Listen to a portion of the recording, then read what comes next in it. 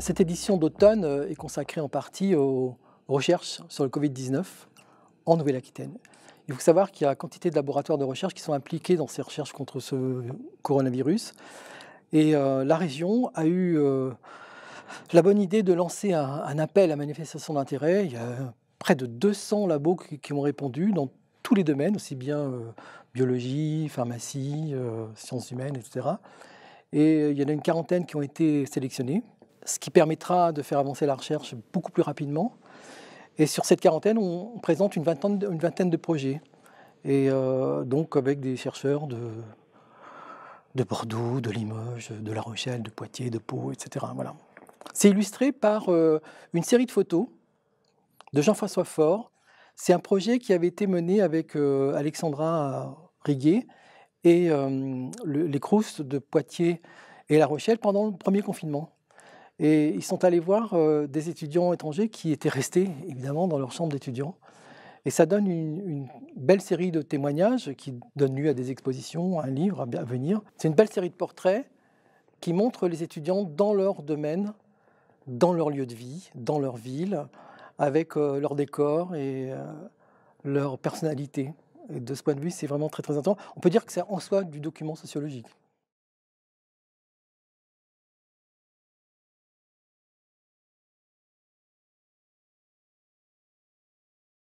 Ce qui nous arrive actuellement, ça permet de réfléchir à ce qui nous est arrivé avant et qu'on a un peu oublié. Les grandes pestes, on l'a pensé à l'école, mais il y a toujours des gens qui travaillent sur la peste, au Moyen-Âge notamment. Et là, et sur la catastrophe, sur l'idée de catastrophe, comment on pressent ou on ne pressent pas la catastrophe. De ce point de vue, on a le témoignage de Michel Rio-Sarcé sur la catastrophe, elle vient de diriger un livre sur ce thème, mais aussi Marie-Line Nicou pour l'histoire de la peste, ou les travaux de Jean-Pierre Andreau sur la peste à Poitiers au XVIe siècle. Ce qui est très très frappant, c'est de constater que les mesures barrières qu'on utilise aujourd'hui, ça existait déjà au Moyen-Âge et à la Renaissance. Et il a fallu des dizaines, on peut dire presque même des siècles, pour échapper à la peste. 400 ans presque. Quand on traite un dossier actuel, on peut dire, comme la recherche sur le Covid-19, avoir un regard rétrospectif sur ces thèmes-là, d'où l'intérêt de l'histoire des sciences, d'où l'intérêt de l'histoire aussi, ça permet pas de relativiser, mais comprendre un peu mieux les comportements humains notamment. Et puis on a essayé de savoir aussi si les effets du confinement s'étaient vraiment traduits dans les circuits courts, la proximité, etc. Donc là, grâce à Franz Génaud et son réseau, on arrive à faire un petit point déjà. Et effectivement, on peut constater que ça a été un encouragement à la consommation, circuits courts et proximité. On n'oublie pas tous ceux qui ont travaillé dans cette université avec lesquels on a travaillé. Donc Julien Bernard, qu'on a connu lorsqu'il était étudiant à Poitiers, en sociologie, travaillant sur le métier de croque-mort, c'est devenu un des spécialistes des rites funéraires en France. Et donc on lui a demandé de nous raconter ce que pouvait provoquer, d'un point de vue anthropologique, cette absence de rites funéraires pendant le premier confinement. Et il fait le point sur la question en France et à l'étranger, et c'est passionnant. Et c'est un travail à venir, évidemment. Et puis, on a une rubrique Shakespeare avec Pascal Drouet et Edward Lexton, parce que nous avons la chance d'avoir une grande spécialiste de Shakespeare et un dessinateur qui connaît tout Shakespeare. Et tout a déjà été dit par Shakespeare. Donc, la peste, évidemment. Shakespeare a vécu la peste. Sa troupe a vécu la peste. Donc, elle nous parle de Shakespeare et de la peste. Et surtout qu'on trouve dans ses pièces les traces de la peste.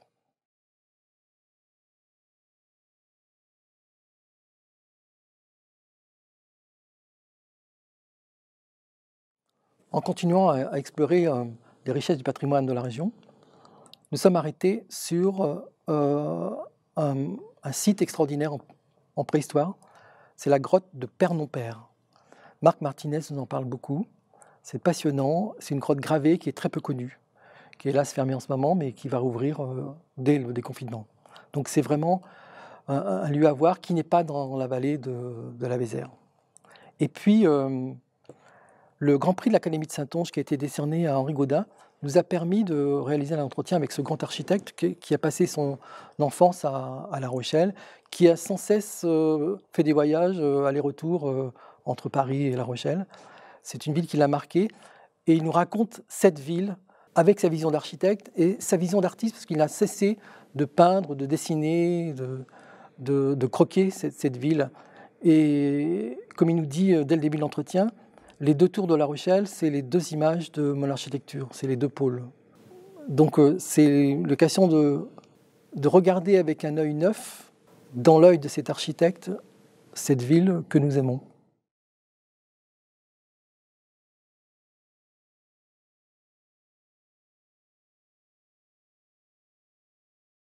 La crise sanitaire actuelle soulève quantité de questions, rien que la question du vrai et du faux. Et ça pose la question de la culture scientifique, comment faire? Ce que Edgar Morin appelle la démocratie cognitive. Donc à cette occasion, on a demandé à Edgar Morin un texte qui nous parle de cette question, qui est très clair et qui nous permet d'avancer. Alors il faut signaler que Edgar Morin nous a encouragés depuis 25 ans, nous a soutenus, nous a inspirés, nous a permis de pratiquer une culture scientifique beaucoup plus ouverte, décloisonnée, de pratiquer la complexité, de ne pas avoir peur déjà de la complexité. C'est pourquoi, dans la prochaine édition, celle de janvier, on va fêter par anticipation le centenaire d'Edgar Morin. Il aura 100 ans l'an prochain, en juillet. C'est quelqu'un qui a traversé le siècle, qui a été aux avant-gardes de quantité de luttes, de combats, et qui dit sans cesse que l'espace Mendes France est un bouillon de culture pour lui. Il adore venir ici. Voilà, donc on lui tient un coup de chapeau dans cette édition. C'est aussi l'occasion de démontrer qu'il y a quantité de grands intellectuels qui ont marqué leur temps, aujourd'hui comme hier, qui ont des attaches, qui ont des relations avec notre région. C'est l'occasion de montrer que certains sont nés à Poitiers, par exemple, comme Michel Foucault, et y revenaient tous les étés pour finir ses livres, et qui a été un peu ignoré à Poitiers pendant très très longtemps, mais qui maintenant s'impose ici, comme ailleurs, dans le monde entier. De parler de Michel Serres, qui avait son accent encore du Lot-et-Garonne, de Roland Barthes, de Henri Lefebvre, de Jacques Ellul, etc., etc. Donc, toute la vie intellectuelle, si elle est très importante à Paris et dans les très grandes villes, elle se fait aussi dans les grandes régions comme la Nouvelle-Aquitaine.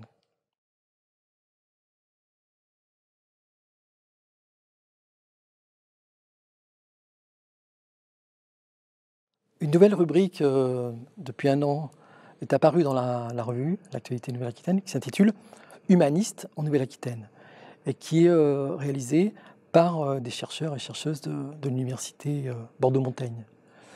Et donc on a parlé de Montaigne notamment, d'Élie Vinet, et cette fois-ci c'est Anne-Marie Coula qui nous parle de Étienne de la Boétie, un texte absolument passionnant illustré par le dessinateur Benoît Hamé. Je vous cite simplement le titre de cet article qui est tiré de la Boétie. « Soyez résolus de ne servir plus, et vous voilà libre. »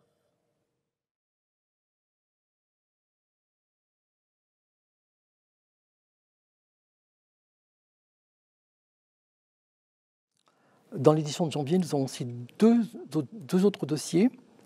L'un sur les fouilles du Palais des Ducs d'Aquitaine à Poitiers, qui est le premier grand chantier de fouilles depuis toujours, qui va nous permettre de faire un carottage dans l'histoire, jusque même avant Aliénor d'Aquitaine.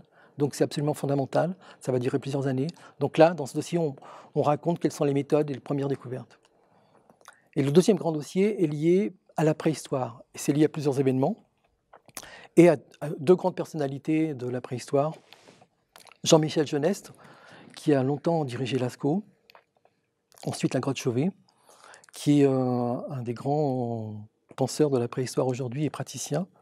Et puis le philosophe Philippe Brousseau de Poitiers, qui lui est un des rares philosophes à essayer de penser dans la préhistoire. D'ailleurs, la grande question, c'est est-ce que la préhistoire peut encore exister? Jean-Michel Jeunesse a fait un livre qui s'intitule Pour en finir avec la préhistoire. Philippe Brousseau affirme que la préhistoire ne se termine pas avec l'invention de l'écriture, que l'histoire commence bien avant l'invention de l'écriture. Voilà. Donc c'est un grand débat qu'on mène dans nos colonnes avec de superbes images.